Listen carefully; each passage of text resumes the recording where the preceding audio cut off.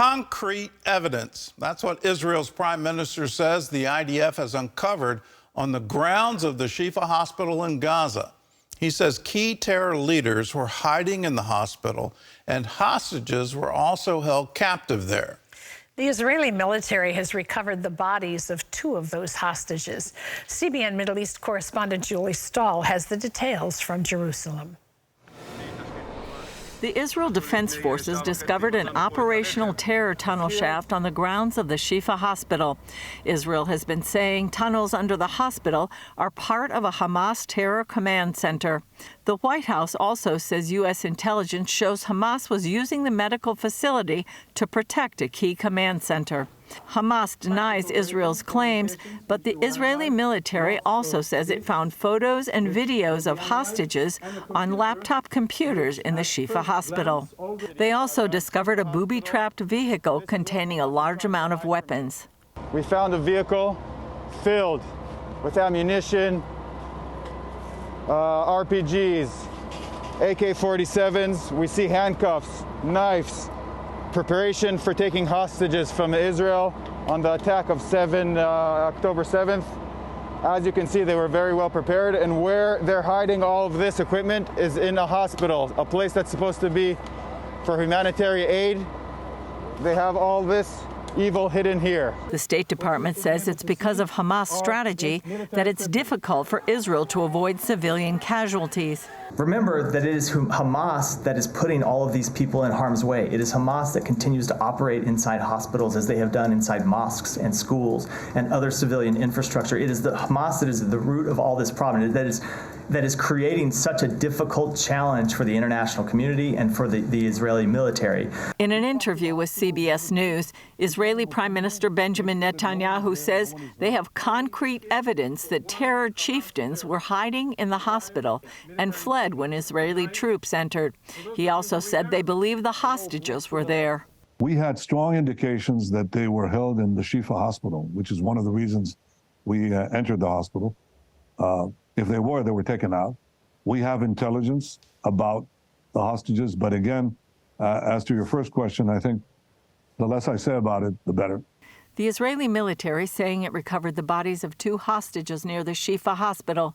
65-year-old Yehudit Weiss, a mother of 5 whose husband was killed on October 7th, and IDF soldier Noah Marciano, also abducted on October 7th and murdered inside Gaza.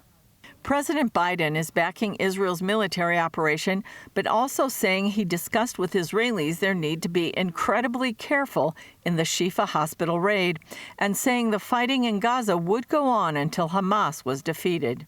With regard to when is this going to stop, I think it's going to stop when Hamas no longer maintains the capacity to murder and abuse and just do horrific things to the Israelis.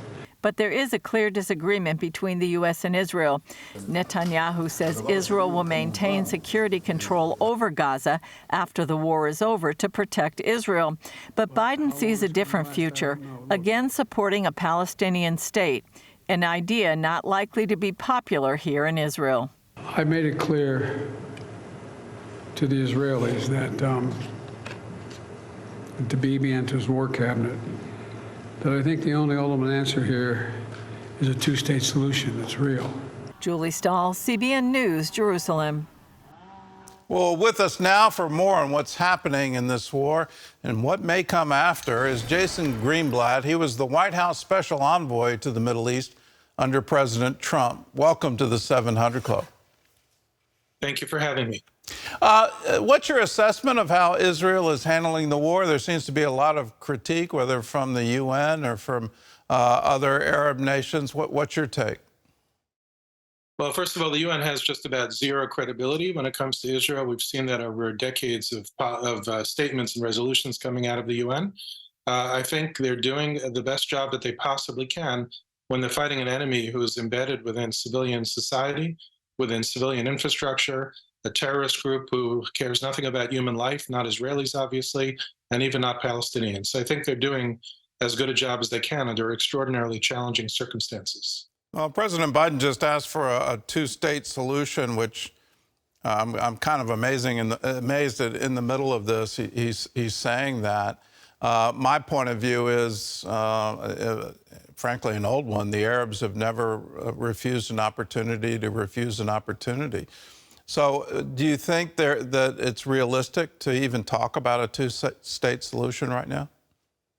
No, I don't. And look, I think President Biden is doing a great job when it comes to defending Israel's rights. And on the world stage, has really done an excellent job. But when it comes to this, and there's some other criticism I have, certainly now is not the time to talk about any form of peace agreement. Two-state solution is not even a term I like to use because it's so vague.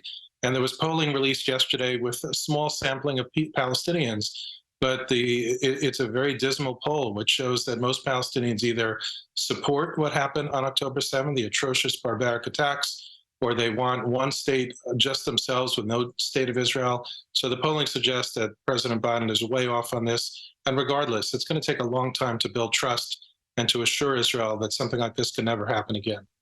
Well, I agree with you on the Biden administration, and I absolutely applaud just how strong they've been with the carrier groups and making it quite clear that the war should never expand. I think that was part of the plot of Hamas. They were trying to get Israel into an urban war, and then I think they hoped Hezbollah would attack.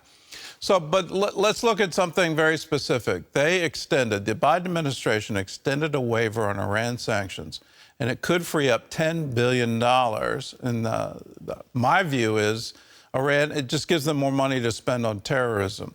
What's your view of the White House policy on Iran?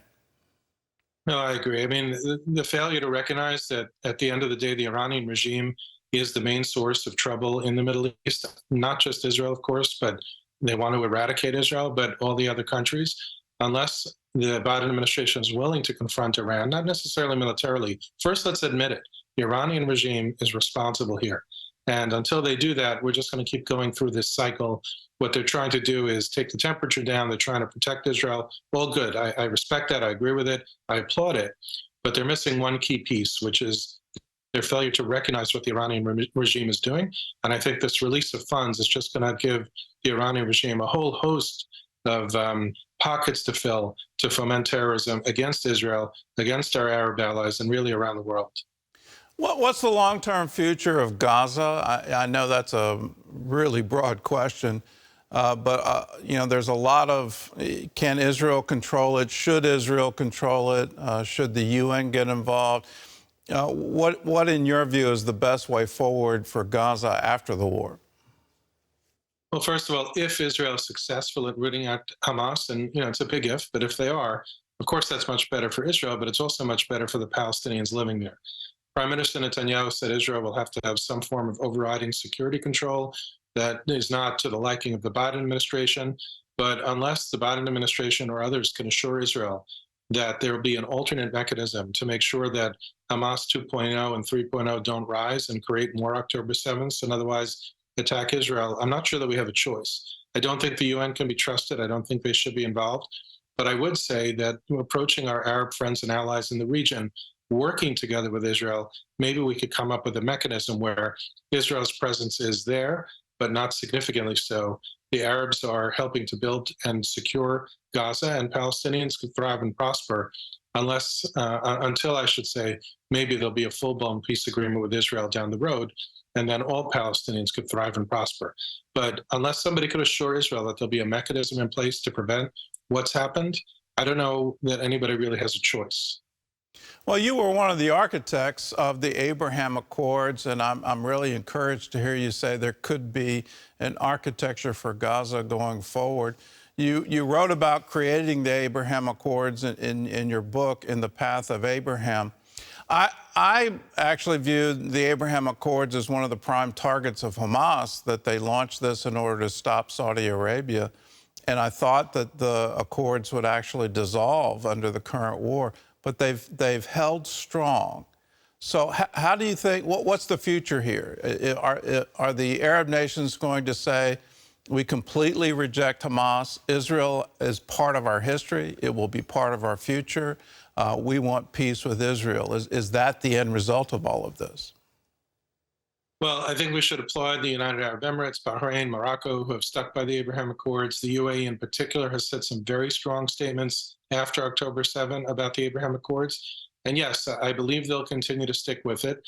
And I do think down the road, hopefully countries like Saudi Arabia and others will eventually be able to say publicly, but we all know their feeling, which is Hamas, the Iranian regime, terrorists funded and controlled by the Iranian regime, are all enemies of the region.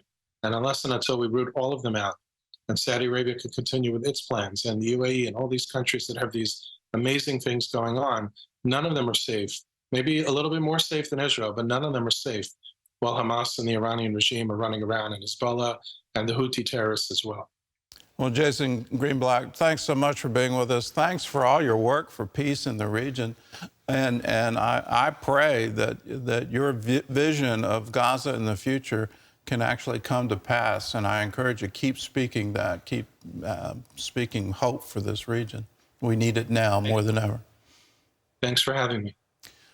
Well, first the walls started shaking, and then Yafim and his wife began shaking too. The terror of living under rocket fire scared their 3-year-old daughter the most. She began to shut down, had trouble sleeping. Today, thanks to you, she and her family are calm and safe. The Iron Dome missiles exploded very close. Everything in the house was shaking. Yafim and his family live outside the mandatory evacuation zone near the Gaza border, but they quickly realized they were still in danger. One day there wasn't even a siren, we just heard the sound of rockets. And we stood in the corridor in the house. We didn't even manage to get out of the house. The walls started vibrating and we are vibrating too. We heard the sound of breaking glass. The missile hit our neighboring entrance. Community leaders encouraged them to leave. We didn't want to because we love our home. It's our home. It's hard to leave. It is unclear when all of this will end. When to wait, how long to wait. After weeks of heavy rocket bombardment and combat near their home, Yafim and his wife chose to go to Eilat to rest. For a few days we want a distraction because the atmosphere is oppressive. I see when the child is scared. The wife worries about everything. I had to do something, but you can't do anything. Thanks to support from donors like you, Yafim and his family are safe away from the fighting. Everyone is getting much needed rest, including their 3-year-old daughter. She brings joy. She started to rejoice. Back in Ashkelon, she started to shut down. She had never been like this before. She always started to sleep like this. She sleeps here peacefully. Her hands like this. It's quiet here. Moral support is felt. Volunteers spend a lot of time with the child. Thank you very much because we're able to feel this world again where rockets and planes are not buzzing. It's wonderful to see people being helped and being helped by you. If you want to be a part of it, all you have to do is call us, 1-800-700-7000. Say, I want to contribute to CBN Israel. I want to help the evacuees. I want to help the people that were underneath those rockets, the aftermath of this horror of October 7th.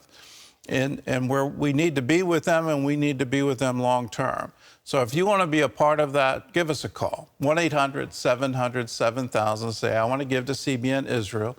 You can write to us at CBN Center, Virginia Beach, Virginia, 23463. Just put CBN Israel on the memo line of a check. You can also go to cbn.com. When you are on the donation page there, you can designate your gift to CBN Israel. You can also text CBN Israel to 71777. Do it now, 1-800-700-7000.